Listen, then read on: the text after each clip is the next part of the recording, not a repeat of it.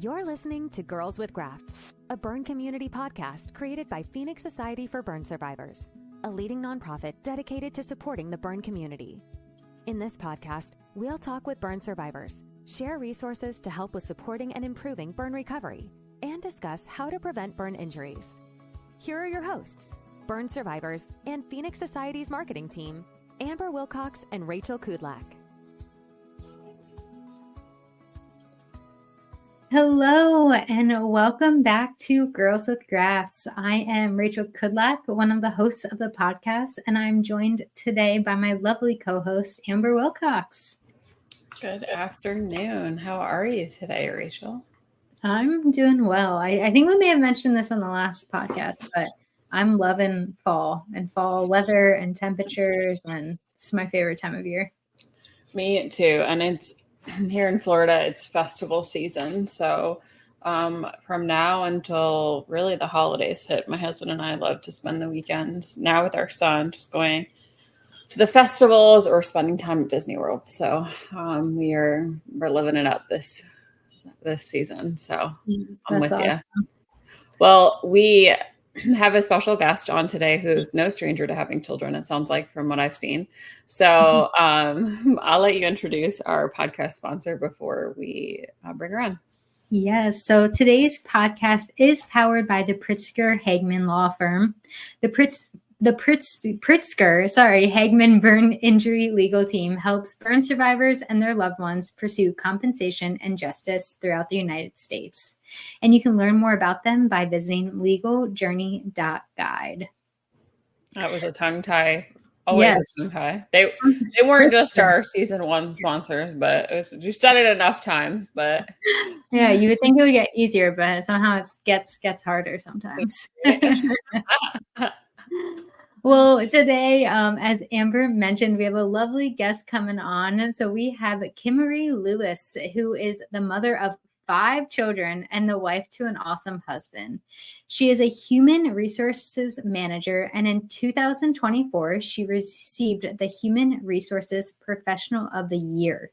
Kimaree lives by the motto, lead others to look up to the person they see in the mirror. She wants to help others create a reflection that they are proud of and a shadow they don't mind lurking behind them. Helping people is her passion, and she feels full and accomplished when she knows she's helped better another situation or circumstance. So thank you so much, Kimaree, for joining us on the show today. Thank you for having me. You're welcome. Well, to get started, want to learn a little bit more about you. That's typically how, if you listen to the show before, Kimaree. So we'd love to hear from you a little bit about how you are connected to the survivor community as a guest on our show. Okay, so currently I am a peer supporter for the Phoenix Society. My son and I are. My son is Premier, and he was burned 2 years ago now. So we both went through the training and became peer supporters. And how old's your son? He's 17 now. Awesome. And so if you don't mind me asking, you and your son were experiencing a burn injury, or just your son? Just my son. Just your son. Can you tell us a little bit about your son's injury in your own words, if that's okay? Sure. He was 14 at the time whenever he was burned. He got burned by a gas grill. He tried to light it, and once it went out, and he left the gas on, and then he went back like 30 minutes later to light it again, and he forgot to lift the cover. And so all the fumes were built up. Then it kind of exploded on him.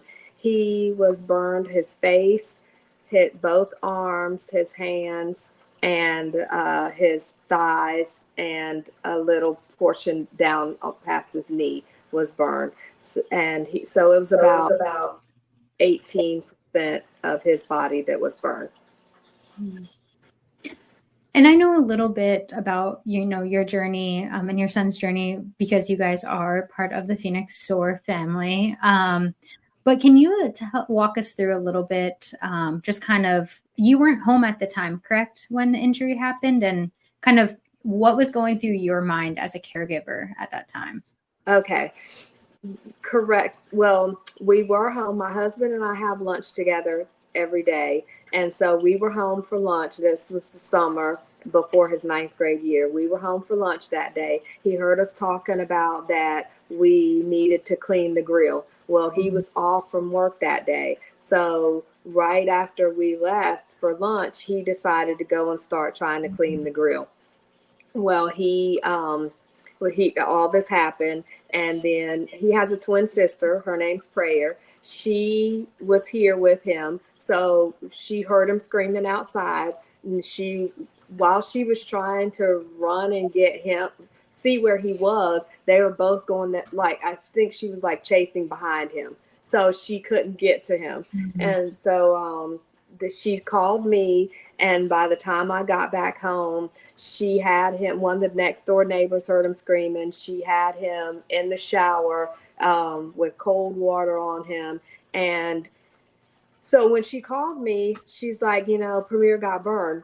And I'm thinking like, maybe he was trying to cook something and he burned his hand or something like that. And so when I got home, I still couldn't tell the magnitude of his burns because he had flash burns. So it wasn't like any of the skin was off. So he just looked darker than he usually looks. His skin looked funny colored, but I still didn't know at the time. So while he was in the shower, and I'm like, okay, so what happened? And he's boohooing or crying.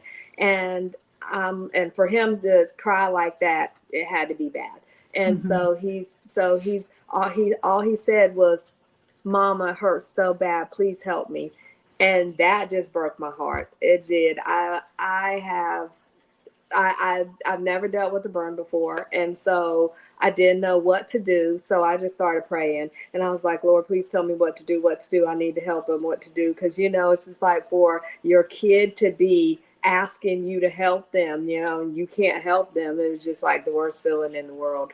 So I have an on-site clinic at my job. And so I called the clinic and I'm like, "My son got burned. Can you please tell me what to do, or do I need to bring him or what?" And they said, "Bring him." And so I brought him in. And well, it was a struggle trying to get him there because as soon as he walked back outside here, we live in Myrtle Beach, South Carolina area. And so here, then it was probably in between like 95 and 100 that day. And so as soon as he walked back outside, he ran back in the house. He's like, it's too hot. I can't do it." And so I went in the car, I pumped up the air as much as I could. And I'm like, "Okay, just run out real quick and get in. I have the air going for you." And we took some wet towels and things with us, so I laid all that on him and just let him just like sit there in front of the air in the car. And so by the time we got there, he had like calmed down a little bit. Then they put all the numbing cream and they wrapped him all up. We came back home. They called MUSC and they got us an appointment for the next morning. Still at this time, I only knew about one place because whenever they were trying to put the creams on one of his knees, the skin actually came off. So I still had no idea any other areas that were that bad. So we came home. He was at home that night acting silly because they had given him some pain medicine and all for the. He was going up and down the stairs, making fun of himself of how he was walking because he was all wrapped up and everything. And then the next morning he came down the stairs and he had a skin that was hanging outside of the wraps that was like filled with fluid. And he comes down and he's shaking his leg going, "Look, y'all, look at my skin." And my husband and I looked at each other and we're like looking, and we gave each other that look like he has no idea. This is bad. Yeah, and so he's playing around, not understanding how bad it was. And so we drive to Charleston and I cried the whole time going there. My husband's trying to talk to my son so that he doesn't hear I'm crying and, not wanting him to know how upset I am. And then so we get there, and then that was when everything just like became surreal. They started taking off all the skin, and they just like everything, you know. Then that's when he got upset. He started crying. My husband got upset, and so it was just like, you know, at that time it was, okay, I know this is bad. I know we're going to get through it, but in the moment right now, it's just bad. So, but MUSC was awesome. They were just awesome. I'm sure that was a lot. I want to ask you about, as a caregiver, right? Because I know I know the survivor perspective here a little bit, but I also know caregivers carry a level of, right, like caregivers guilt or just struggle of your own, right? You mentioned you were crying. Was that out of like fear of, you know, him going through this, or was there guilt associated? Like what were you thinking in those moments? So I was thinking about, so Prayer and Premier, when they were born, they were 2 pounds apiece. They were born at 26 weeks. So it took me back to that memory. I just went straight back to there, because between the time that they were preemies and at that point when they were 14, nothing horrible has happened to them. You know, it's normal kid things, but nothing bad like this. So I literally went right back to those days when they were in the hospital. They were in the hospital for 2 months after they were born, and I was home. And so every single day, it literally feels like whenever you have a baby and you can't bring them home, for me, it felt like death. It just, and my husband kept trying to console me and say, you know, let me know they're in the best place they can be. You know, everything's going to be okay. But it still just felt like I didn't get to bring my baby home. So this isn't real. This isn't how it's supposed to be. So at that moment when I was crying, that's all I could think about was that this pain, because I can't fix it. As a mom, and my kids, my oldest daughter has a nickname. She's like, she calls me Make It Happen Mom, because I'm that type where like, I gotta make it happen. I gotta fix it no matter what's going on with anybody. I want to fix it. And not even just my children. My husband talks all the time about how even in the community, he's a barber, and so we come in contact with a lot of kids that we counsel, and you know, even a lot of couples. He's like, you will spend every single hour trying to help people, no matter how tired you are, no matter what's going on. You want to help everybody. It doesn't even matter who it is, and it doesn't.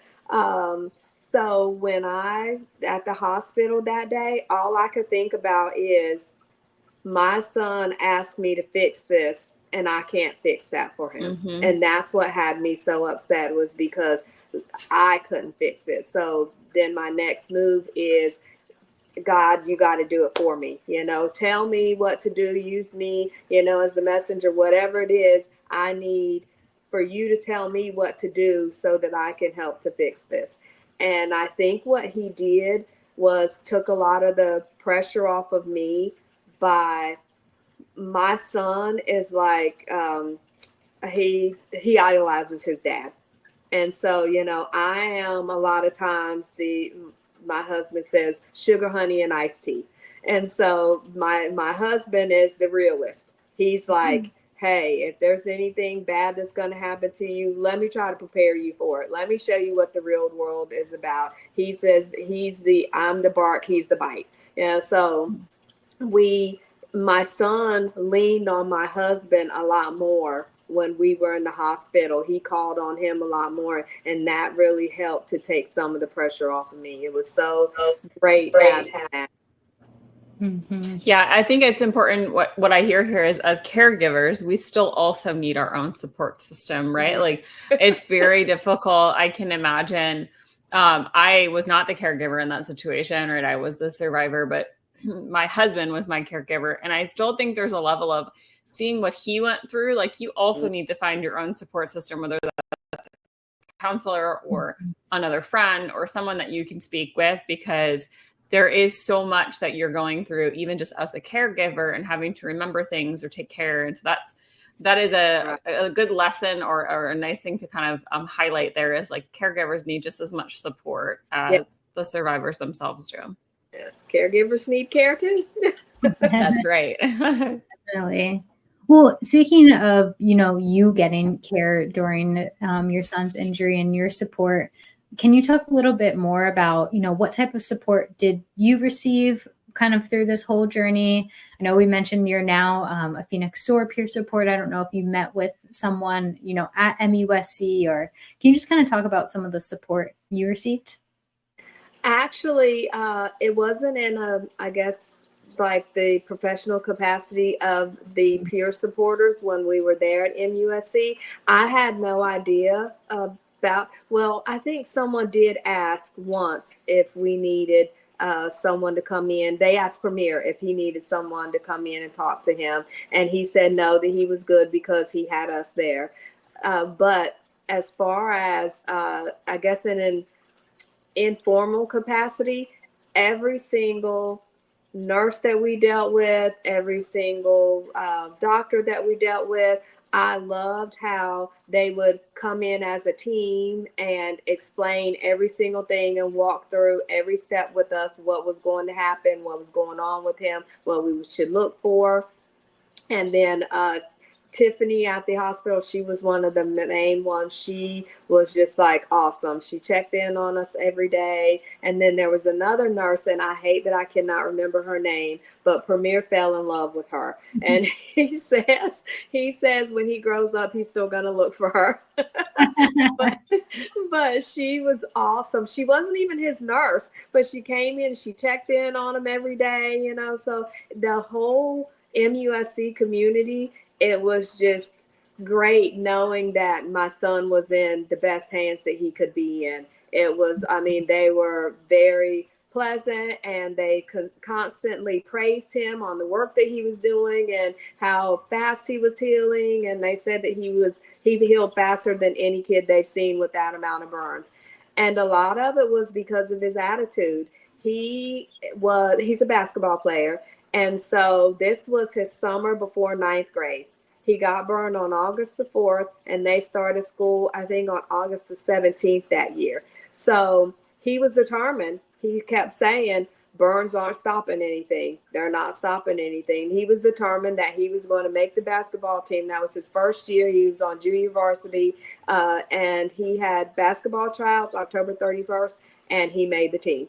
And he was the captain of the team. He was very, very determined. He had something to prove to everyone. So I feel like that the support that we received at the hospital just on a daily, we had 2 Jennas that was his therapist, and one came in the morning, one came in the evening. So sometimes he didn't look forward to them, but afterwards he realized that was what he needed. It may not have been what he wanted, but it was what he needed.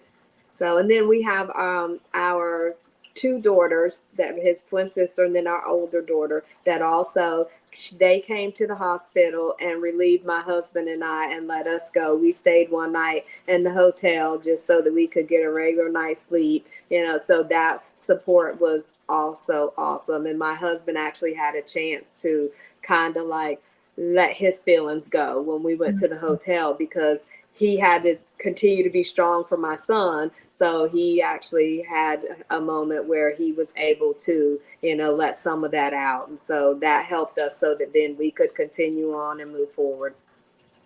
That's amazing. That's wonderful that you have that support system. I think I always say that that's super important, right? To have a support system. And in this case, right, your son and your children and your husband were a wonderful support system for, right, Premier and you as well. But I do think it's always important to find your tribe, right? We've talked to so many different folks here on their journeys, and they get through with the help, right, of friends and family and those that are able to support them. Mm-hmm. Definitely. Yeah. Can you tell us a little bit more of, what I think you said, the Prayer, is that your daughter's name? Your son? That is such a beautiful name, by the way. Yeah. Thank you. What was, I guess, if you don't mind sharing a little bit from her perspective, like how was she kind of with this whole healing journey, and your other children as well, especially, you know, I have an older sister who wasn't burned, but I was injured. And I know from her experience, just kind of going through it as a sibling, but you're still part of it. We're still part of this survivor family. So I don't know if you want to share anything kind of from there. Sure. So with prayer, that was definitely hard. So we have Premier that's burned, and we're trying to focus on him and make sure he's good and his well-being and, you know, his mindset and everything's good. And then we have Prayer that is here. So she was here in North Myrtle Beach at home, and we were in Charleston at the hospital. And she was underage, so she couldn't stay the night. So she was here with her older sister, Ariane, and both of them, every time they would call him, they would break down and cry. So I really feel like it's crazy how this actually worked out with our children, but it's because of the type of person that Premier is. He ended up consoling them. So I feel like that helped him. You know, it helped him to stay strong as well, because I would hear him on the phone, "Sis, it's okay. Sis, it's okay. Look at me. I'm okay. I'm okay. You see me. I'm fine. They're taking care of me. I'm good. I'm good." And it was until they got to come, they were working and everything. So there was about 3 days trying to really counsel her and get her where she was okay with this. She kept saying, "I should have been out there with him. I should have went out there with him. This should have been me. It should have been me." And we're going, no. It shouldn't have been anybody, but it was an accident. It happened. We're here, but there's no blame, you know, on anybody. It was an accident. He was actually trying to help, you know. So she, so for a couple of days, every day, she was so sad and she was just so down. And it was the hardest thing to try to pull her out of that. But I feel like that coming and seeing him was what made her a lot better. They made a basket. Both the sisters made a basket for him, and they brought him a basketball. The hospital said that he could have his basketball in there, so they brought him a new basketball because his hands were burnt. So they were like this, and that made him loosen them up and use them more, because he had to bounce that basketball. If he's around the basketball, he's got to hold it, he's got to handle it, however. And so he was like, when he first bounced it, he's like, "Oh my goodness, I can't bounce it. It's not working." And so that made him keep moving so that then he could get back to his normal. And they played cards with him, so they made him hold the deck of cards. They sent us a picture while we were there. They'll hold the deck of cards to make him have to use his fingers. So them being able to physically be there and interact with him really helped, so that to get them feeling better and okay with this. But it was a struggle with Prayer more than Ariane, because that's his twin sister, and she was just like, you know, "I was here, I was running around and I couldn't find him. I could hear him screaming and I couldn't find him." So she blamed herself for what happened. And so we had to continually talk to her about that and let her know it wasn't her fault. Yeah. Thanks for sharing that with us. No problem. Yeah, it sounds like she carried a little bit of that caregiver guilt along with her as well. She did. I can imagine. I know my husband and I both talk about like how traumatic that incident was. And so for the folks that were actually there during that time, right, hearing the screaming, seeing how he was reacting to what had happened, there is a level, I think, of trauma that comes along with that, right. As well. So completely understand that. Well, as a parent, I want to ask you a little bit more about kind of advice that you might have for others, right? It sounds like you had a wonderful support system, but you still went through it as a parent. What advice or tips do you have that maybe in caring for Premier, but also in caring for yourself, right? What did you do in both instances there? So in caring for someone that's a survivor, one thing is you really have to try, and this is work in progress, but you really have to try not to, whatever feelings you have, don't forward that energy into the person, the survivor, because they may be okay at the moment or in a better place than you are. They may have come to grips with, okay, this is what's going on, this is what happened, this is what I have to do. So they may be more on the progressive end, and you watching them go through this as a caregiver, a lot of times it is very hurtful because you can't fix it and there's nothing you can do to help them. So I would advise any caregiver, be careful of the feelings and the energy that you project. Or whenever you're watching things going on where they're having procedures done or you're changing bandages or whatever, try not to make the faces, or like, and then also try not to, oh my gosh, that looks bad. Try not to do those things, because if they are in a moment where they're good with it, you're going to bring them right back down. Or if they're at the same level of energy that you want to bring them up. So try your best to, be positive about things. We're going to work through this. Don't make any promises like everything's going to be okay.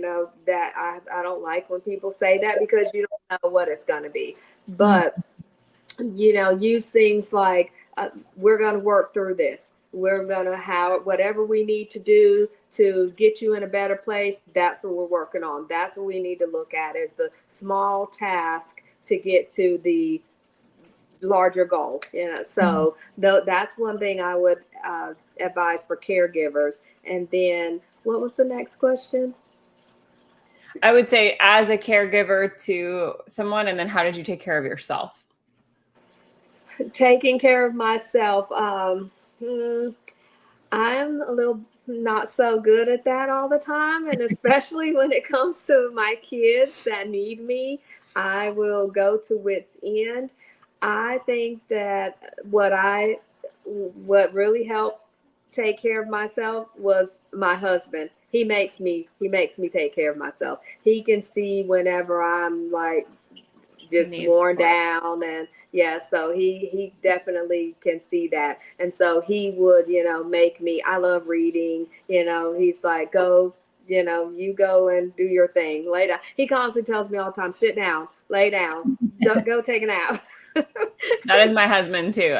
I think sometimes, especially even as a mom, like we get tapped out, right? Whether it's because like we're dealing with something difficult, or, we're just under amounts of stress, and someone that close to you sometimes can understand, like you're tapped out, like you're a better, and I know he says this to me all the time, like you're a better version of yourself after you've rested, right? Like you can't help anyone if you haven't helped yourself. So you're right. Yeah, he'll shut me out of the house and go like, go, I need you to leave, because I need you to recharge or reset. So it's like great. I love that.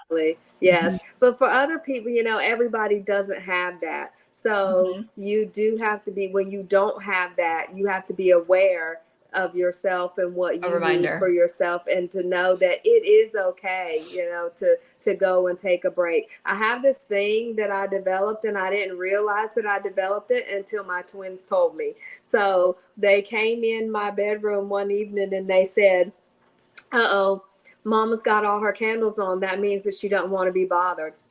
And I started to think about it, and I was like, I guess I'm doing this without knowing that I'm doing it. So I really am taking care of myself. But so I was like, I'm so glad y'all let me know that. So now I'll light my candles more often. I think that's a great idea. A signal, right? To not be bothered. Like mom needs a minute. So for me, it's right, like the bathtub. If I am taking a bath, it's probably something like, hey, stay out of there, leave her alone, let her shut her door, and just do nothing for a little bit. So same thing. I understand. So so hey, I guess I was taking care of myself and didn't even know it. I love that. But I do want to come back to one thing you said earlier, because I thought it was a really, really great point that we haven't talked about on here a ton, was, don't make, I guess, essentially promises you can't keep when you're talking with the survivor. And I think some important. Of the examples you shared were really great of like, and I remember even like when you said like, don't say something like it looks bad, because I remember having those like conversations with my mom when the first dressing change would come off and I'd be like, that looks awful. And my mom would be like, no, it looks really good. And I'm like, I don't understand how you're saying that. But at the end of the day, eventually it did look fine. But those, even just those small things, because if she would have came back to me and been like, you're right, that does look disgusting or something like that, I'd be like, yeah, I know. Thanks for confirming what I was thinking. Right. And I think that in situations like that, I've always been like, okay, so if this was, I would always say, this looks really good. And then when they're like, no, it doesn't, it looks bad. And then I say, well, think about it like this. If you didn't have medication for it, if you didn't have it dressed properly, it would look horrible. So this is good compared to how it could be. And that's the way that I present it to them. So then they see it from the better end of the stick. Definitely. And we talk a lot on here too about, those small steps to, the wins. Like even a small win, it's a win. It is. So little things like you mentioned too of, playing with the cards or starting to try and bounce a basketball. Like maybe you get 3 consecutive bounces and that's your win for that week or whatnot. But finding those little things that really connect with the survivor can really be a huge help in their journey. Right. And that's what he did. He made goals for himself. She actually, she bought him the little goal that you hook on the door, on the back of the door. And so he would bounce and then try to make it in. And he's like a 90% free throw shooter. So when he couldn't get that ball to go in that goal that was right there on the back of the door, he was just like, oh no, I got to fix this. I got to fix this. So he would give himself little goals each day so that then he could build up to getting back into bouncing the ball and it going in properly. I think you bring up a great point too, because we talk about this a lot on this podcast, is finding what that person, we just talked about this, right? Last podcast, April, like, Rachel, being able to motivate the person in the way that we know best, right? So like being able to say, okay, like this person really enjoys basketball. How can I make this a part of their recovery? In our last podcast, we talked with an occupational therapist, right, about how can we make this part of that person's recovery.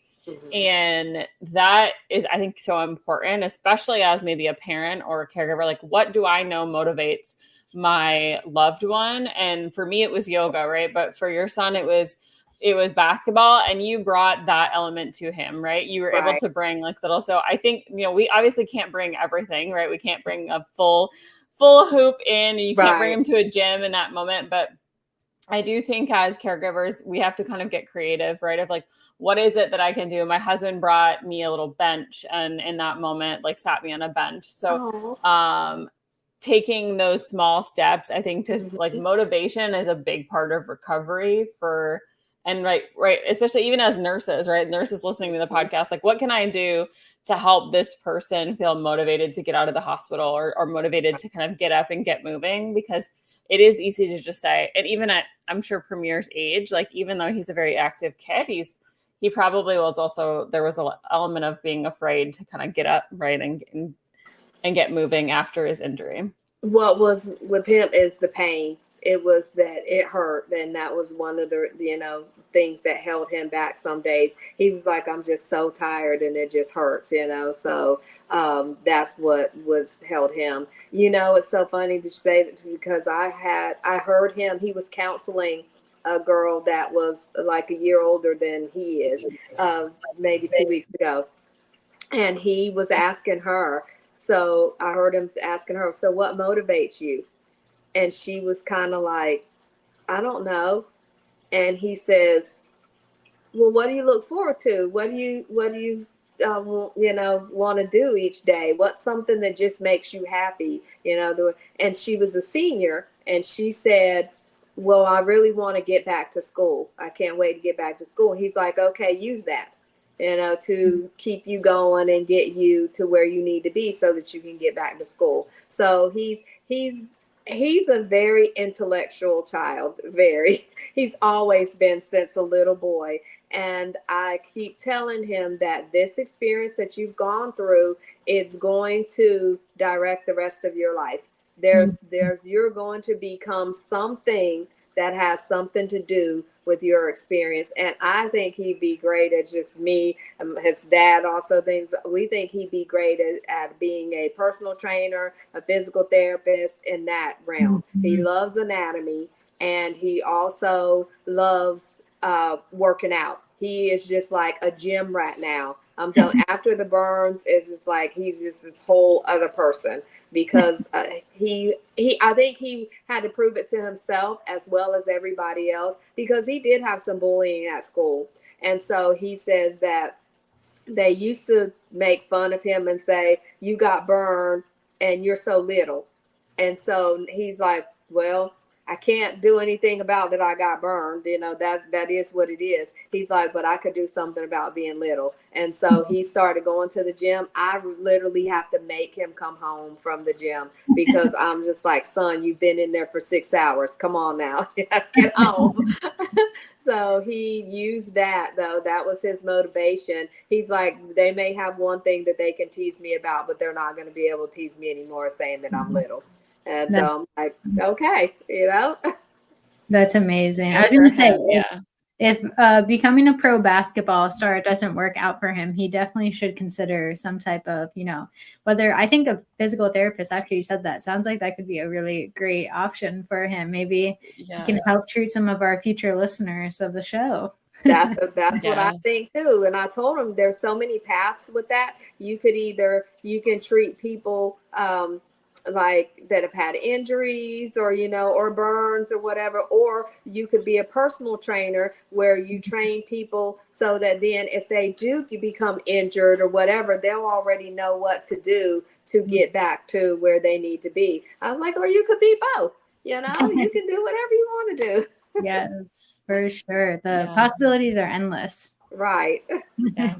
And it's important to, I think, to also recognize, right, how much he's probably already grown from his injury, and how much, like you said, like it will shape your experiences in some way, shape, or form, right? Like even if you haven't ended up directly, right, or Rachel, right, in the Phoenix Society for Burn Survivors, I think there are ways that our survivors can use their experiences no matter what they do, right? Like being able to apply that. There's so many instances where I think being a burn survivor has taught me like extra empathy, right, for others, of realizing like after you go through something traumatic or something difficult, it gives you that ability to find empathy even more so, I think, in situations, because you understand how difficult it was to kind of pull yourself out of a dark time, right? You're right. Yeah, you're definitely right. Because he has had some times, and because of how strong-minded he is and how he behaves around us, I didn't realize at first how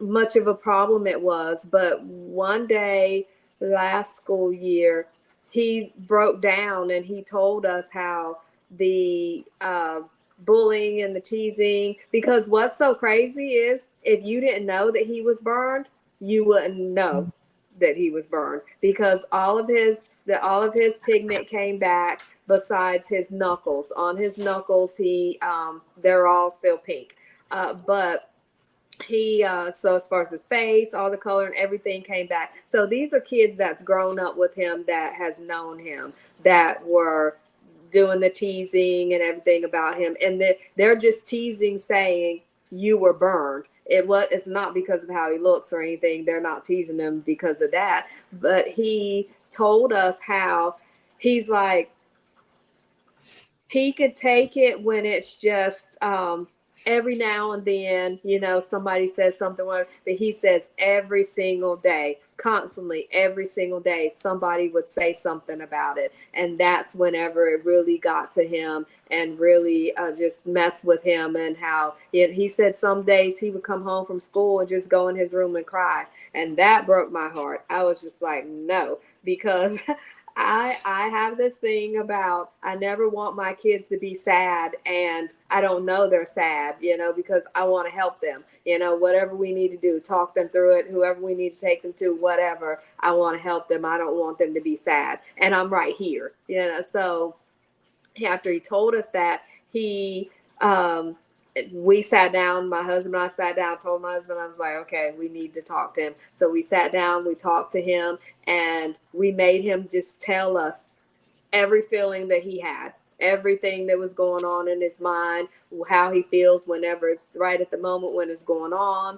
And I think that after we made him just like tell his feelings out loud, and then we talked about, how, but they're teasing you about something just because they know this. It's not that there's anything happened. Well, like the way you look, you can tell that you're burned. Be thankful for that, because he's gone to burn camp and seen a lot of kids that, did not heal as well as he did. And as soon as you look at them, you can tell that they were burned. So we taught him to focus on the positive, and then we were like, you could have, had areas where people could see that you were burned, and then we would have to just deal with that. There's nothing that you can do about that. You can be born with a birthmark across your face. There's nothing you can do about that. People are just mean and horrible, and some people are just going to be that way. So we taught him things to look at and, to try to get around the things that they're saying. But I do recognize how hard it is in school with kids, and you got to be around them every day, and they're just doing these things. So we gave him some little things, to, if he felt like that he had to say something back, we gave him little ways to say things back, that would make them feel bad about what they're saying, but then hopefully would make them hush. And so it is very hard. Sometimes it's easier, getting an adult out of, that kind of situation, or, helping them work through that situation, than a kid where they have to be around these kids. Adults, we can say, well, don't be around them anymore. But whenever it's a kid, it's kind of hard whenever they have to go to school every day and deal with this. So, but he's a lot better this year. I think he's a lot more confident this year. He's gotten older, and he's so happy about his muscles. So I think that if they've said anything to him so far this school year, he hasn't told us about it. So I think they've kind of laid off right now. Mm-hmm. Yeah. I relate a lot to that because I was burned when I was 3. So a little bit different, because I don't remember a time before, and I didn't, have my friends who didn't know I was a burn survivor. Everyone essentially I met my whole life knows that I am. But, I think at the end of the day, I think you're doing a great job of, building up that like tough skin, for lack of a better word. Yes. Because now I look back and I remember times that I was bullied or picked on, and at the end of the day, like at the time, it definitely hurt. But now I'm just like, who cares about those people? Like those aren't the people I want to surround myself with. And those aren't the friends you want. And I know, and to say that too, a teenager or a young child, obviously so much different. But, I think in a few years from now, he'll look back and really appreciate your support. Doesn't it feel so good as an adult? And I tell my kids this, I say, as an adult, I get to choose who I'm around. That's such a great feeling. I know, for sure. And Amber and I talk, since Amber was burned as an adult and I was as a child, it's funny just even hearing our differences too, and things like that. But yeah, it's definitely, kids aren't nice. We've talked about that before, but regardless if you're a survivor or not, let's be honest, we all got picked on and bullied at some point in our lives. Right. Right. I know, it makes me like, my son's only 1 year old, and I was like, you're never going to school. You're never going to see other kids. Like, kids are mean. And like, you're going to stay home with me, and I'm just going to, I can't, right. That's not how we grow and learn. But I'm like, you're never going to get bullied. Like kids are just so mean. And like, it's so hard to be a parent, I feel like, in today's world, because of how like easily accessible it is to bully someone, whether it's on the internet or in person. And then just, there's so many avenues. I was watching, I think it was a TikTok the other day of like, there are so many different avenues to bully, right? Social media, there's like so many different forms of social media. Like there are so many different ways that kids can make fun of it. And you as a parent only have so many eyes, right? So you just have to empower your kids with what they have and the tools that they have. But it's so difficult to be able to have a pulse check on all of the different areas. And so it makes me scared. I'm nervous as a parent. Well, one thing that we tell any of the parents that we know that are, upcoming parents, we did not let our kids have social media until they were 15, because we felt like that we talked to them about it. We let them know the pros and cons of it. And we felt like that they were mature enough to deal with it at that time, because there's no way when, if a 10-year-old is getting bullied online, there's no way that they have the mental capacity to deal with that. And that's why so many kids, are committing suicide and all because of social bullying. And so that was our protection. We tried to protect them as long as we could, but it's like once they reach high school, everybody has it. Why can't I have it? So we're like, okay, are you ready for this? That's how my parents were, just with a phone, and that was well before. I mean, I guess like MySpace. I could probably make myself sound so old if I'm bringing up MySpace, but if we're being honest, that was like the only thing. Like we didn't have. I guess iPhones were coming out, but none of my friends really had it. They all had the pink Razor. That was the phone. That was the phone. I did have a pink Razor. I will tell that. So that shows you my age. To have a pink Razor. Yeah. Well, I never had one. I never did have one. I had the pink Razor. I will say, and I remembered. I thought it was the coolest thing with it. So wasn't it? Yes, absolutely. Well, we understand that faith plays a big part of your journey as well. So it's important, we understand that everybody has their own beliefs and values, but it's important to us to know that faith is a big part of how folks also get through this journey, right? And so we'd love for you to touch for a moment on how that's impacted your healing journey with your son as well. Oh my gosh, tremendously. So when we were in the hospital and he said, they didn't take the skin off of his face until the second day he was there. So that they took the skin off of every arms, legs, everywhere else. But the second day is whenever they took the skin off of his face. So he went to get that procedure done. And then we came back into the room and he's like, okay, so give me a mirror so I can see it now. And I was like, let's wait. Why don't we wait? And he's like, no, Mom, I need to go ahead and get it over with. I need to go ahead and do it now and get it over with. Oh my gosh, I tried to talk him into waiting, but he didn't want to. I didn't want to have to deal with the feelings that he was going to have. So that's why I didn't want him to. So he begged for it. I gave him a mirror and he sat there, and then the tears start rolling down. And I'm like, okay, so tell us about your feelings. Let me know. You got to talk about it, So he says, well, it was a little shocking seeing my face looking like that. And he said, but it's okay. And I'm like, you sure?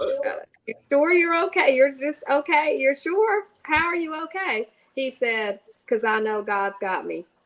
And I was like, okay, then. What else can I say? There's nothing else for me to say. And then my husband has this little thing. They have this little thing that they always call each other ugly. My husband says that no man looks good to him. Every man is ugly. And so my son, my husband used that and he said, well, you're not ugly anymore. so my son was like, okay then, all right, so I'm good. But we all we prayed every single day, all the time. Every time that he feels sad or anything, we pray. He had 2 procedures where he had to get under anesthesia and be put under, and the first one was hilarious. All the nurses were like, oh my gosh, this is the best procedure we've ever done. And I'm like, the best procedure, okay. I didn't know you rate those, but okay. So they asked him what kind of music he wanted to play. And so he told them, I don't even remember the guy's name, but he said they let him play the music. I said, wait a minute, y'all, just so that y'all know, his music can be a little vulgar and have a lot of cuss words. So are y'all okay with that? And they're like, oh yeah, if it's for him, that's fine. So he's under, y'all, after they gave him the medicine and everything, and he starts to come to, he said, did y'all put some drugs in me? He said, yes, he did. He said, oh my gosh. He says, did somebody give me some weed? And he said, and they're like, no, that's the anesthesia. He's like, well, y'all got me feeling like I'm just like so high. Is this how high feels? Oh my God. So he was hilarious the whole time during that procedure. That they died. They loved him. And so it's like after we got done, then we got done, and then it was like the end of the anesthesia made him really emotional. And so those were the times that we used, and we're like, okay, so let's pray about this, because all the feelings that you're having, I know it's a lot going on and everything. So we just get together and we pray. And once we pray, he would always feel better. And we had to do the same thing for his sister, because she was just so distraught about it all. And then my husband and I had to have our own separate prayer together so that we would get ourselves together. So, but yes, we, over the years and the things that we've gone through, he's always brought us where we need to be, because, it may not be where we think we should be, but it's where we need to be. And he's always made sure that we've gotten through the horrible times and the things. And, I tell everybody, after I had the twins, and they were 2 pounds apiece, I was the type, like, I could be so anal sometimes. I was the type, like, everything had to be in its exact place. Wherever I put it, that's where it belonged, and nobody touch it. Don't mess with it. No dust on the floor, no anything anywhere. I was that type of person. And after I had them, I developed this whole new motto about life. And I was just like, if nobody died, it can be fixed. And that's how I live now. It's just like, hey, anything can be fixed besides death. We cannot fix that. So a lot of things are a lot lighter for me now than they were before. Things before were just like so heavy a lot of times, because I put that amount of weight on different things, and so after going through that experience where they were preemies, then I really came out of that on the other side. And so this experience was like, hey, he's still here with us. So no matter how this comes out, it is okay, because he's still here with us.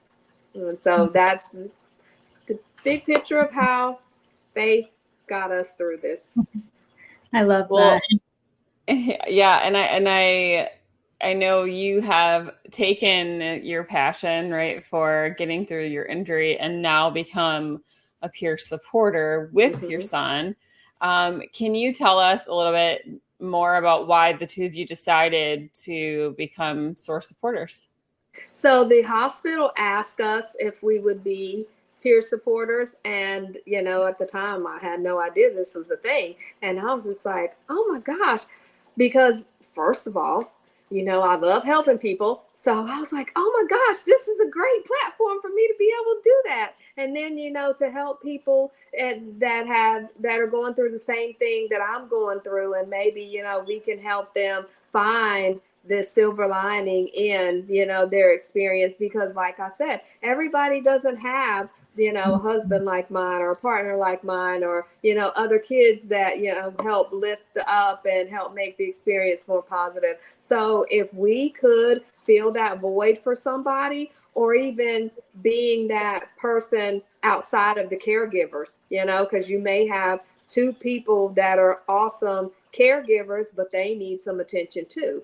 And so, being able to make a difference and, talk to people and hopefully help them to get past the situation and not, be stuck in it like it's the end of the world, then, if definitely I'm all about if I can help somebody in any way to come out of something better on the other side, I'm all about that.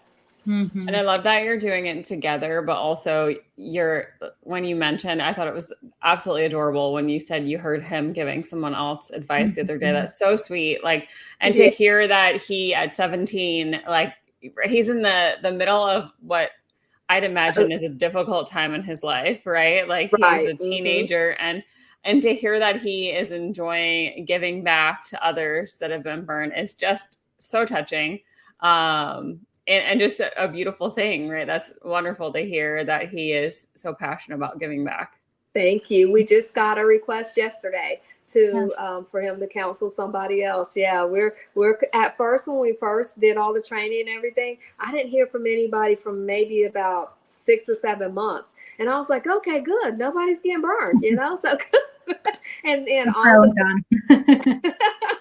after the first one, they've just been flooding in now. And I feel bad when I don't have time, whenever, I don't have time right then, and I have to push it out a week or whatever, because he's so busy all the time. He works 2 jobs and he plays basketball and he's going to school. And then, so us trying to coordinate it and be together, a lot of times we've had to do it separately because I just can't line up the time together. But yes, I am really enjoying it, and I definitely feel like it helps him to see that there's other people that are worse off than he is. So it really helps him to look at himself and be like, you know what, this is nothing compared to what they're going through. Mm-hmm. Yeah, I know. No, go ahead. Going to the camps as well. He's been to the national burn camp and he's been on the state level, and he comes back home and he's just telling us everybody's stories and what everybody's gone through, and and how they have all these scars and things. And he's like, oh my gosh, I'm so thankful. This makes me so thankful. So I'm glad that he has these experiences and different. I'm not glad people have been burned, no. But every time we're asked to counsel somebody, I tell my husband, I did not know this many people were getting burned in the world, and I'm like, I don't know that I wanted to know, but I'm aware now, and so it really helps us to educate other people as well, when Absolutely. My son's very upset when he hears about somebody playing with fire or something like that. He's on it right then. So it's really helped to be proactive. I think that was something that really surprised my husband and I, right, initially after it happened. One was correct, how many people out there, right? We began to meet a community of others that were burned that we just had no idea existed, right? And to be able to realize, and I don't even think it matters, right, who's a worse degree than another person. I think if anything, it's okay, I get to meet someone, and I think it's so helpful for your son to, right, even to be able to meet someone else who's just been through a similar experience. So I find when I go, even if I meet someone who's had a worse, a burn greater than me, yes, I'm so grateful. But also that I didn't have to go through a degree that large, but also knowing, okay, this person's going through a similar experience, and it is healing for me just as much as it's healing for them to talk through those experiences together. And I'm sure for him, there's that level of, wow, this is something that I can do to give back, but also that person every time I meet another survivor, I get something out of it as well, right? Like we have that Right. mutual support that we go through. But then I know you mentioned being able to just realize the education around fire in general. And I think we had this greater awareness. My husband and I had met so many folks. Some of my closest friends were burned with gas fires or things like of that nature. And so my husband has this, we call him the safety police in my house. My husband went around and safety police, what are the things that we don't do? Rachel and I talk about this all the time. When was the last time you checked your fire alarms, your smoke alarms, right? Like we hadn't done that in years. And still as a survivor, I don't think we do it enough. We need to. We just checked all of ours this last month with hurricane season. One of them went out and I went on this tizzy, like they're not fixed. We need to make sure, but like it gives you a greater awareness of we don't think it can happen to us until it does or happens to someone very close to us. But the chances of it happening are actually greater than we think. So being aware and so we don't use the gas grills. We don't even use a fire pit anymore. I've had so many friends that have fallen into fire pits. Like, no, thank you. So I'm sure those experiences can be enjoyable for some, but I've just chosen, like, I want to stay safe and I don't want that. And even with a young child now, we're hyper focused on like, what are we gating off? What are we making sure? Because you don't think it's going to happen to you until it does. Right. And then you're right. And then you're sorry. So I will agree with you there. We have this heightened aware if somebody's doing something inappropriate with fire or doing something inappropriate. I'm always like, I am the safety police with my husband now. Like, that's not, you stop, don't do it. So I completely understand. Well, before we ask ask anyone who joins the show 2 final questions. I know we're on our time here, but before we do, is there anything else that you want to share with us about your journey, his journey, anything before we close out today? Nope, I think I got everything. All right. Well, we always ask 2 final questions. And this season, I'd love to know what is one thing that you want the world to know about being a caregiver. And it doesn't just have to be to premiere, right? Being a caregiver of a burn survivor, what is one thing that you want the world to know?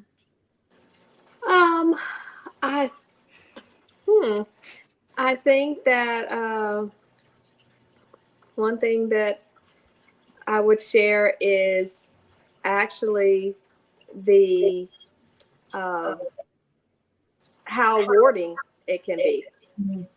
It can be daunting, but it can also be very rewarding, because just to know that you were there when somebody needed you, regardless if I never changed the dressing or anything like that, just to know that somebody feels safe to call on me. That's the thing that I enjoy, and the fulfillment that I get out of it is that, somebody wants for me to be there with them or me to help them. I love that. That was great. Great response. We haven't had that one either. So. No, and it is rewarding. And I think this is right. I think it's important for others to hear, like, as for SOAR, we don't just need survivors, right? Caregivers are almost just as helpful for us, because we don't have a lot of caregivers in this journey as well that can help provide support. I always say caregivers need more support than we do sometimes. And that's not true, but I would say it's equally important, right? Like, I saw what my husband went through. And in my opinion, I always say he went through worse than I did, right? Like, you had a harder time than I did because I just had to lay there. And so I think for the caregiver, it's exhausting. And so having more SOAR supporters, I think is super important. Definitely. Well, it is time for our final question, which is our Phoenix Partner question, which today is sponsored by the Pritzker Hagman Law Firm, a nationally recognized personal injury firm helping clients throughout the United States. So their question is, what is one word you would use to describe the burn survivor community? The burn survivor community, our community. Resilient. I love it. Resilient and rewarding are 2 R's for today. Well, it has been an absolute pleasure getting to know you. And I thank you and Premier for all of the support you're giving our community. Note that it does not go unnoticed, right? It is is important that we have SOAR supporters just like you. And we will absolutely put in our show notes if you're a survivor or a caregiver like Kimaree that want to provide support to our community. Definitely contact the Phoenix Society for more SOAR support. Yeah. Thank you both so much. And it was really nice to meet you. It was a pleasure meeting you as well. Invitation. Yes, Yeah, absolutely. We'll talk to you soon. Thanks again, Kimaree. Thank you. Bye-bye. Bye.